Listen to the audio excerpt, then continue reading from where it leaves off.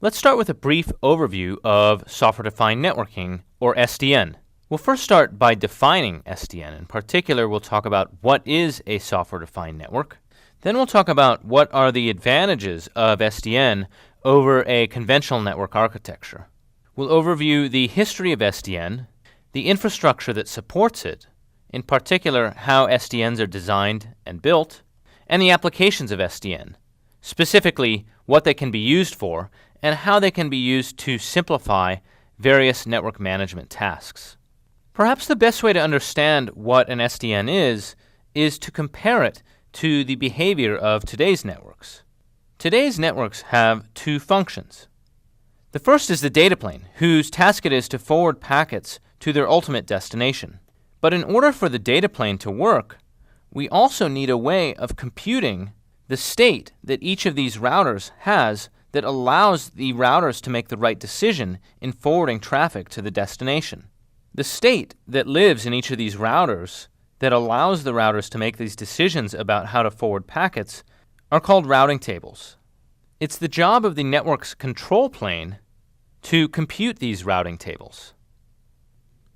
In conventional networks, the control and data plane both run on the routers that are distributed across the network. In an SDN, the control plane runs in a logically centralized controller.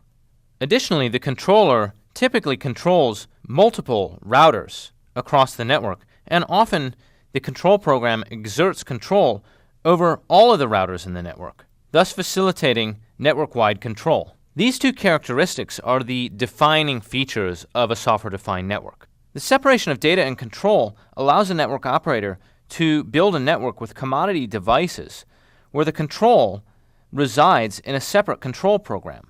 This refactoring allows us to move from a network where devices are vertically integrated, making it very tough to innovate, to a network where the devices have open interfaces that can be controlled by software, thus allowing for much more rapid innovation. Let's survey a brief history of SDN. Previous to 2004, configuration was distributed, leading to buggy and unpredictable behavior. Around 2004, we had the idea to control the network from a logically centralized, high-level program. That logically centralized controller focused on the Border Gateway Protocol and was called the Routing Control Platform, or RCP. In 2005, researchers generalized the notion of the RCP for different planes. The decision plane, which computed the forwarding state for devices in the network, the data plane, which forwarded traffic based on decisions made by the decision plane, and the dissemination and discovery planes, which provide the decision plane the information that it needs to compute the forwarding state, which ultimately gets pushed to the data plane. Around 2008, these concepts effectively hit the mainstream through a protocol called OpenFlow. OpenFlow's intellectual roots are with the RCP and 4D, but OpenFlow was made practical when merchant silicon vendors opened their APIs so that switch chipsets could be controlled from software. So suddenly there was an emergence of cheap switches that were built based on open chipsets that could be controlled from software.